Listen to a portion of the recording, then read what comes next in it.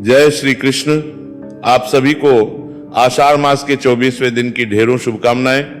प्रिय भक्तों, पिछले अध्याय में आपने सुना कि किस प्रकार लोभी साहूकार रत्न सेठ ने देवशयनी एकादशी के प्रभाव से अपने जीवन को बदल दिया। भगवान श्री लक्ष्मी नारायण ने स्वयं प्रकट होकर उसे ये उपदेश दिया कि आषाढ़ मास में किया गया व्रत, हरिनाम, तुलसी पूजन, अन्नदान और अतिथि सेवा मनुष्य को भगवान की विशेष कृपा का पात्र बना देती है। हे भक्तों, क्या कोई मनुष्य बिना जाने भी ऐसा पुण्य कर सकता है जिससे उसके जीवन के अनेक पाप नष्ट हो जाएं? क्या भगवान केवल कर्म देखते हैं या उसके पीछे छिपे भाव और भविष्य में होने वाले परिवर्तन को भी देखते हैं? क्या एक हिंसक शिकारी भी भगवान श्री हरि की कृपा प्राप्त कर सकता है? इन्हीं दिव्य प्रश्नों का उत्तर भगवान श्री कृष्ण स्वयं धर्मराज युधिष्ठिर को देते हैं। भगवान श्री कृष्ण बोले, हे धर्मराज युधिष्ठिर, आषाढ़ मास अत्यंत पवित्र है। इस मास में यदि किसी मनुष्य से अनजाने में भी कोई सत्कर्म हो जाए तो उसका फल साधारण दिनों की अपेक्षा अनेक गुना बढ़ जाता है। यदि बाद में उसके हृदय में पश्चाताप और भक्ति जाग जाए तो वही पुण्य उसके उद्धार का कारण बन जाता है। युधिष्ठिर ने हाथ जोड़कर पूछा, हे माधव, क्या ऐसा कोई उदाहरण भी है? भगवान श्री कृष्ण बोले, हाँ राजन, सतयुग में घटी एक अद्भुत घटना सुनो। विंध्याचल के घने वनों के निकट शालीवन नाम का एक छोटा सा ग्राम था। उस ग्राम के बाहर रहने वाला एक शिकारी था जिसका नाम निशंग था। वो बचपन से ही पशु पक्षियों का शिकार करके अपना जीवन यापन करता था। उसका हृदय कठोर हो चुका था। उसे न किसी जीव पर दया आती थी, न धर्म कर्म में उसकी कोई रुचि थी, न मंदिर जाता, न भगवान का नाम लेता, न मंदिर जाता, न किसी साधु का सम्मान करता। उसकी पत्नी कमला स्वभाव से सरल और धर्मपरायण थी। वो कई बार कहती, स्वामी, हिंसा से प्राप्त धन कभी स्थायी सुख नहीं देता। कम से कम आषाढ़ मास में तो कुछ दिनों के लिए शिकार छोड़ दीजिए। लेकिन निशंग हंसकर कहता, यदि मैं शिकार न करूं तो हमारा घर कैसे चलेगा? जंगल ही मेरा जीवन है और धनुष ही मेरा धर्म। कमला भगवान श्री हरि का स्मरण करती और मौन हो जाती। आषाढ़ मास का मध्य चल रहा था। एक दिन प्रातःकाल निशंग अपना धनुष बाण लेकर घने वन में चला गया। उस दिन आकाश में काले बादल छाए हुए थे। पक्षियों का कलरव भी कुछ शांत था। वह पूरे दिन जंगल में भटकता रहा, किंतु आश्चर्य की बात यह थी कि उसे एक भी शिकार नहीं मिला। संध्या होने लगी।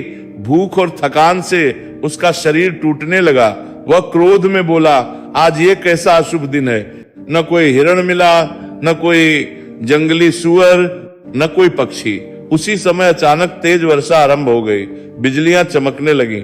आंधी इतनी प्रचंड थी कि खड़ा रहना भी कठिन हो गया। अपनी रक्षा के लिए निशंग एक विशाल पीपल के वृक्ष के नीचे जाकर खड़ा हो गया। उसे पता नहीं था कि उस वृक्ष के नीचे एक कुल प्राचीन भगवान श्री विष्णु का छोटा सा मंदिर था जो समय के साथ झाड़ियों में छिप गया था। वर्षा का जल बहते बहते मंदिर के द्वार पर जमा पत्तों और मिट्टी को हटाने लगा। निशंग ने अपने पैरों से कीचड़ हटाया ताकि उसे खड़े होने की जगह मिल सके। अनजाने में उसने मंदिर का प्रवेश द्वार भी साफ कर दिया। उसी समय वर्षा से टूटकर पीपल के कुछ ताजे पत्ते मंदिर के भीतर भगवान की मूर्ति के समीप गिर पड़े। निशंग को इसका तनिक भी ज्ञान नहीं था। रात्रि गहराने लगी। घोर अंधकार छा गया। जंगल में हिंसक पशुओं की गर्जना सुनाई देने लगी। भय के कारण निशंग पूरी रात उसी पीपल के नीचे जागता रहा। भूख के कारण वो भोजन भी नहीं कर सका। उसे क्या पता था कि आज देवशयनी एकादशी के बाद का पवित्र उपवास दिवस होने के कारण उसका यह अनजाना उपवास भी भगवान की दृष्टि में विशेष महत्व रखता था और पूरी रात जागरण करते हुए उससे ऐसा पुण्य होने वाला था जो उसके जीवन की दिशा ही बदल देगा। भगवान श्री कृष्ण बोले, हे धर्मराज युधिष्ठिर, जो मनुष्य आषाढ़ मास में अनजाने में भी भगवान से संबंधित कोई पुण्य कर्म कर देता है उसका वह पुण्य व्यर्थ नहीं जाता। समय आने पर वही पुण्य उसके अंतःकरण को शुद्ध करता है और उसे धर्म मार्ग की ओर प्रेरित करता है। युधिष्ठिर ने पूछा, हे माधव, शिकारी निशंग ने तो भगवान की पूजा नहीं की थी, फिर उससे ऐसा कौन सा पुण्य हुआ? भगवान श्री कृष्ण बोले, राजन, भगवान केवल बाहरी कर्म नहीं देखते, वे प्रत्येक कर्म का समय, परिस्थिति और उसके प्रभाव को भी देखते हैं। अब आगे की कथा सुनो। रात्रि का प्रथम प्रहर बीत चुका था। घनघोर वर्षा अब भी हो रही थी। बिजलियों की चमक से कभी कभी जंगल का दृश्य स्पष्ट दिखाई देता और फिर चारों ओर गहरा अंधकार छा जाता। निशंग पीपल के वृक्ष के नीचे खड़ा कांप रहा था। भूख से उसका शरीर दुर्बल हो चुका था। दिन भर कोई शिकार न मिलने के कारण उसने अन्न का एक दाना भी ग्रहण नहीं किया था। वह बार बार सोचता, जैसे ही वर्षा रुकेगी मैं घर लौट जाऊंगा, लेकिन वर्षा रुकने का नाम ही नहीं ले रही थी। अपने को जागृत रखने के लिए वह बार बार पीपल के वृक्ष की डालियों से पत्ते तोड़कर नीचे गिराता। वे पत्ते वर्षा के जल के साथ बहते हुए मंदिर के भीतर स्थित भगवान श्री विष्णु की मूर्ति पर गिरते रहे। उसे यह बिल्कुल ज्ञात नहीं था कि वह जिन पत्तों को यूं ही फेंक रहा है वे भगवान के चरणों तक पहुंचकर मानो श्रद्धा के पुष्प बन रहे हैं। मंदिर के भीतर वर्षों से कोई पूजा नहीं हुई थी। दीपक बुझ चुका था। चारों ओर सूखे पत्ते और धूल जमी हुई थी। वर्षा का निर्मल जल मंदिर में प्रवेश कर रहा था। निशंग द्वारा हटाई गई मिट्टी और पत्तों के कारण मंदिर का द्वार साफ हो गया। भगवान की मूर्ति स्पष्ट दिखाई देने लगी। वर्षा का जल मूर्ति के चरणों का स्पर्श कर रहा था, मानो स्वयं प्रकृति भगवान का अभिषेक कर रही हो। आधी रात के समय कुछ वैष्णव संत उस मार्ग से होकर जा रहे थे। वे समीप के गांव में हरिनाम संकीर्तन करके लौट रहे थे। वर्षा अधिक होने के कारण वे भी उसी पीपल के नीचे रुक गए। उन्होंने झाड़ियों के बीच मंदिर देखा। एक संत बोले, भाइयों देखो, यहाँ भगवान श्री हरि का प्राचीन मंदिर है। लगता है वर्षों से इसकी सेवा नहीं हुई। दूसरे संत ने मंदिर के भीतर देखा और आश्चर्य से कहा, यह कैसी अद्भुत बात है। मंदिर का द्वार अभी अभी साफ हुआ प्रतीत होता है और भगवान के चरणों में ताजे पीपल के पत्ते भी पड़े हैं। अवश्य ही किसी भक्त ने आज यहाँ सेवा की है। निशंग ये सब सुन रहा था। वह मन ही मन सोचने लगा, मैंने तो केवल अपने खड़े होने की जगह साफ की थी, क्या यह मंदिर वास्तव में भगवान का है? संतों ने वहीं बैठकर मधुर स्वर में हरिनाम संकीर्तन आरंभ कर दिया।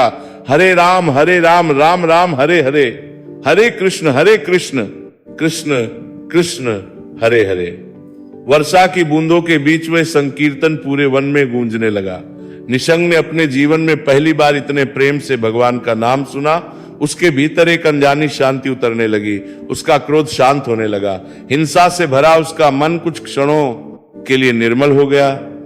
एक वृद्ध संत ने निशंग की ओर देखकर प्रेम से कहा, वत्स रात बहुत हो गई है, आओ भगवान श्री हरि का नाम सुनो, भय अपने आप दूर हो जाएगा। निशंग पहले तो संकोच में खड़ा रहा, फिर धीरे धीरे आगे बढ़कर मंदिर के द्वार पर बैठ गया। वो कुछ नहीं बोला, केवल संतों का भजन सुनता रहा। अनजाने में ही उसके होठों से भी एक बार निकला, नारायण। जैसे ही उसके मुख से भगवान का नाम निकला, मंदिर के भीतर के दीपक की बुझी हुई बाती अचानक हल्की सी चमक उठी। संत एक दूसरे की ओर देखने लगे। उन्हें लगा कि यह कोई साधारण घटना नहीं है। भगवान श्री कृष्ण बोले, हे धर्मराज युधिष्ठिर, आषाढ़ मास में भगवान का नाम यदि एक बार भी श्रद्धा से अथवा अनजाने में निकल जाए तो वह मनुष्य के अंतःकरण में परिवर्तन का बीज बो देता है। जब उस बीज को संतों का संग और भगवान की कृपा मिलती है तब सबसे कठोर हृदय भी कोमल बन जाता है। युधिष्ठिर ने पूछा, हे माधव, क्या उस एक बार नारायण कहने से ही निशंग के जीवन में परिवर्तन आ गया? भगवान श्री कृष्ण बोले, राजन, भगवान का नाम कभी निष्फल नहीं जाता। अब आगे की लीला सुनो। प्रातःकाल होने लगा। वर्षा धीरे धीरे थम चुकी थी। पूर्व दिशा में सूर्य की पहली किरणें बादलों के बीच से झांक रही थी। वन के पक्षी मधुर स्वर में चहचहाने लगे। रात्रि भर हरिनाम संकीर्तन करने वाले संत भगवान श्री विष्णु की आरती कर रहे थे। निशंग दूर खड़ा ये सब देख रहा था। उसके मन में एक अनोखी शांति थी। ऐसी शांति उसने पहले कभी अनुभव नहीं की थी। आरती समाप्त होने के बाद वृद्ध वैष्णव संत उसकी ओर आए। उन्होंने स्नेह पूर्वक पूछा, वत्स, तुम्हारा नाम क्या है? निशंग ने सिर झुकाकर उत्तर दिया, मेरा नाम निशंग है, मैं पास के गांव का शिकारी हूं। संत मुस्कुराए, क्या तुमने कभी भगवान श्री हरि की पूजा की है? निशंग ने लज्जा से कहा, नहीं महाराज, मैंने तो जीवन भर केवल हिंसा की है। न जाने कितने निरीह पशुओं का वध किया है। मेरे जैसे पापी को भगवान क्यों स्वीकार करेंगे? वृद्ध संत ने करुणा से कहा, वत्स, भगवान पाप से घृणा करते हैं, पापी से नहीं। यदि मनुष्य अपने अपराधों को छोड़कर उनकी शरण में आ जाए तो वे उसे अवश्य स्वीकार करते हैं। फिर उन्होंने निशंग को मंदिर के भीतर ले जाकर भगवान श्री विष्णु की मूर्ति के दर्शन कराए। निशंग ने देखा मूर्ति के चरणों में वही पीपल के पत्ते पड़े थे जिन्हें उसने रात में अनजाने में तोड़ा था। मंदिर का बत्तर द्वार भी स्वच्छ दिखाई दे रहा था। संत बोले, देखो वत्स, रात में भगवान ने तुमसे ही अपनी सेवा करवाई। निशंग आश्चर्यचकित रह गया। उसने कांपते हुए कहा, महाराज, मैंने तो ये सब जानबूझकर नहीं किया था। संत मुस्कुराए, यही तो भगवान की लीला है। जब उनके हृदय में किसी जीव पर कृपा होती है तो वे उससे अनजाने में भी पुण्य करा देते हैं। ये सुनते ही निशंक की आंखों से आंसू बह निकले। वह भगवान श्रीहरि के चरणों में गिर पड़ा। कंपित स्वर में बोला, हे प्रभु, मैंने जीवन भर हिंसा की, न कभी आपका नाम लिया, न किसी जीव पर दया की, फिर भी आपने मुझे अपने मंदिर तक बुलाया। मैं आपके इस उपकार का प्रतिदान कैसे दूं? इसी समय मंदिर में मधुर शंख ध्वनि गूंज उठी। संतों ने एक स्वर में हरिनाम का कीर्तन आरंभ कर दिया। पूरा वातावरण भक्ति से भर गया। वृद्ध संत ने निशंक के कंधे पर हाथ रखते हुए कहा, यदि वास्तव में प्रायश्चित करना चाहते हो तो आज से 3 संकल्प लो। पहला, बिना आवश्यकता किसी भी जीव की हिंसा नहीं करोगे। दूसरा, आषाढ़ मास में प्रतिदिन भगवान श्रीहरि का नाम जपोगे। तीसरा, जो भी भोजन प्राप्त होगा उसमें से पहले एक भाग किसी भूखे प्राणी या अतिथि को दोगे। निशंक ने बिना एक क्षण गंवाए दोनों हाथ जोड़ दिए। महाराज, मैं इन तीनों व्रतों का पालन जीवन भर करूंगा। उसी समय झाड़ियों के पीछे से एक छोटा सा हिरण का शावक बाहर आया। वह भय से कांप रहा था। उसके पैर में कांटा चुभा हुआ था। कुछ दिन पहले तक निशंक ऐसा अवसर मिलते ही अपना बाण चला देता, लेकिन आज उसका हृदय बदल चुका था। वह धीरे धीरे उस शावक के पास गया, प्रेम से उसके पैर से कांटा निकाला, पास के जल से उसका घाव धोया। शावक कुछ क्षण उसे देखता रहा, फिर शांतिपूर्वक जंगल की ओर चला गया। वृद्ध संत यह दृश्य देखकर प्रसन्न हो उठे। वे बोले, वत्स, आज तुम्हारा दूसरा जन्म हुआ है। जिसने किसी प्राणी के प्राण बचाए उसने भगवान श्री हरि के हृदय को प्रसन्न कर दिया। भगवान श्री कृष्ण बोले, हे धर्मराज युधिष्ठिर, जब कोई मनुष्य अपने जीवन को बदलने का संकल्प लेता है तब भगवान उसकी दृढ़ता की परीक्षा अवश्य लेते हैं। यह परीक्षा उसे गिराने के लिए नहीं, बल्कि उसकी भक्ति को और अधिक पवित्र बनाने के लिए होती है। युधिष्ठिर ने पूछा, हे केशव, निशंक ने तो हिंसा का मार्ग छोड़ दिया था, फिर भगवान ने उसकी कैसी परीक्षा ली? भगवान श्री कृष्ण बोले, राजन, अब उस अद्भुत प्रसंग को सुनो जिसने पूरे वन और आसपास के ग्रामों को यह शिक्षा दी कि दया और धर्म ही सच्चा बल है। उस दिन के बाद निशंक का जीवन पूरी तरह बदल गया। वह प्रतिदिन प्रातःकाल उसी प्राचीन विष्णु मंदिर में जाता, मंदिर की सफाई करता, पास के सरोवर से जल लाकर भगवान श्री हरि का अभिषेक करता, जंगल से गिरे हुए ताजे पुष्प और पत्ते लाकर श्रद्धा पूर्वक अर्पित करता। वृद्ध संत उसे हरिनाम का जप सिखाते। धीरे धीरे उसके मुख से निरंतर एक ही मंत्र निकलने लगा, ओम नमो भगवते वासुदेवाय। गांव के लोग उसके इस परिवर्तन को देखकर आश्चर्यचकित थे। जो लोग कभी उससे भय खाते थे अब उसका सम्मान करने लगे। एक दिन वृद्ध संत ने निशंक से कहा, वत्स, कल आषाढ़ मास की पूर्णिमा है। उस दिन भगवान श्री हरि की विशेष पूजा होगी। तुम प्रातःकाल सबसे पहले मंदिर आ जाना। निशंक ने प्रसन्न होकर कहा, गुरुदेव, मैं अवश्य आऊंगा। उसी रात वन में कुछ निर्दयी शिकारी आए। वे बड़ी संख्या में हिरणों का शिकार करने निकले थे। उनका सरदार बोला, सुना है इस जंगल में बहुत से हिरण हैं, आज कोई भी जीव बचकर नहीं जाना चाहिए। प्रातःकाल जब निशंक मंदिर जाने के लिए आज के बाद पारा वन तक पारा फारा पारा फारा पारा फारा फारा फारा फारा पारा फारा पारा फारा पारा पारा पारा निकला तो उसने देखा कि एक गर्भवती हिरणी घबराई हुई भाग रही है। उसके पीछे वही शिकारी अपने धनुष बाण लेकर दौड़ रहे थे। हिरणी भागते भागते मंदिर के समीप आकर रुक गई। वह कांप रही थी। उसकी आंखों में भय साफ दिखाई दे रहा था। एक शिकारी चिल्लाया, अरे निशंक, हट जाओ, यह हमारा शिकार है। निशंक शांत स्वर में बोला, भाइयों, ये गर्भवती है, इसे मत मारो, इसके गर्भ में भी एक जीवन पल रहा है। लेकिन वे उसकी बात सुनने को तैयार नहीं हुए। उनका सरदार क्रोधित होकर बोला, तुम तो स्वयं शिकारी थे, आज हमें धर्म सिखा रहे हो?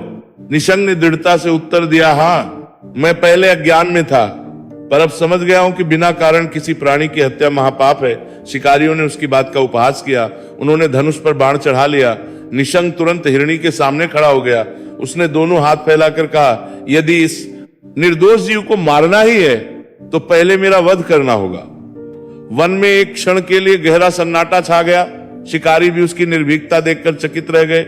उसी समय आकाश में काले बादल घिर आए, तेज हवा चलने लगी। मंदिर की घंटी बिना किसी के स्पर्श के स्वयं बज उठी। वातावरण में दिव्य के बारेता सुगंध फैल गई। वृद्ध संत मंदिर से बाहर आए। उन्होंने ऊंचे स्वर में कहा, वत्स निशंक, अपने स्थान से मत हटना। भगवान श्रीहरि अपने भक्त की रक्षा स्वयं करते हैं। जैसे ही एक शिकारी ने बाण छोड़ा, वैसे ही एक प्रचंड वायु का झोंका आया, बाण दिशा बदलकर दूर एक वृक्ष में जा लगा। सभी शिकारी भयभीत हो गए, उन्हें समझ नहीं आया कि ये कैसे हुआ। वृद्ध संत मुस्कुराने लगे, उन्होंने आकाश की ओर देखकर प्रणाम किया। धीरे धीरे मंदिर के गर्भगृह से एक दिव्य प्रकाश बाहर आने लगा। वो प्रकाश क्षण प्रतिक्षण बढ़ता जा रहा था। सभी की दृष्टि उसी ओर टिक गई। निशंक की आंखों से आंसू बहने लगे। उसका हृदय कह रहा था, आज अवश्य कोई महान दिव्य लीला होने वाली है। भगवान श्री कृष्ण बोले, हे धर्मराज युधिष्ठिर, जो मनुष्य आषाढ़ मास में एक बार भी सच्चे हृदय से मेरा स्मरण करता है, किसी जीव पर दया करता है और संतों के उपदेश को अपने जीवन में उतार लेता है, उस पर मेरी कृपा अवश्य होती है।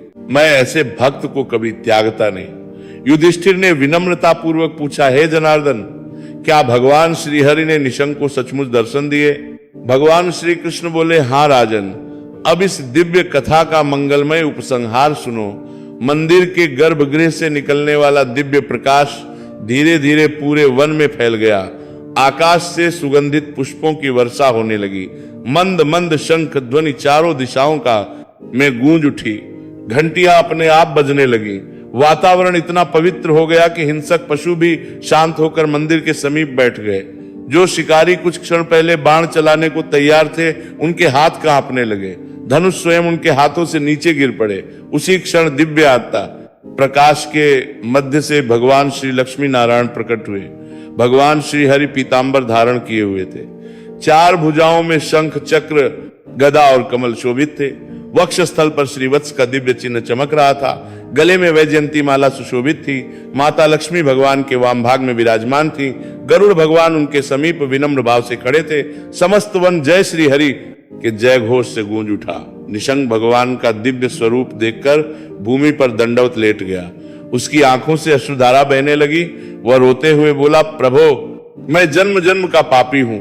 मैंने न जाने कितने निर्दोष जीवों की हत्या की है, फिर भी आपने मुझ जैसे अधम पर कृपा की। मैं इस योग्य नहीं हूं। भगवान श्रीहरि ने उसे अपने करकमलों से उठाया। मुस्कुराकर बोले, वत्स निशंक, जिसने अपने पापों को स्वीकार कर लिया और उन्हें त्याग दिया, वह अब पापी नहीं रहता।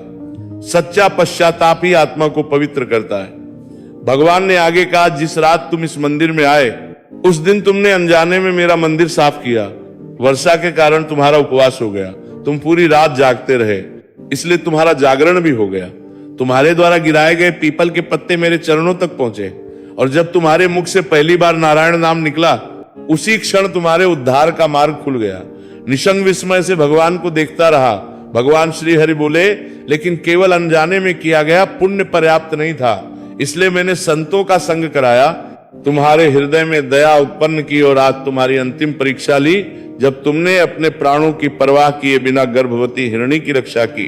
तब तुमने सिद्ध कर दिया कि तुम्हारा परिवर्तन सच्चा है। इसके बाद भगवान ने समस्त शिकारियों की ओर देखा।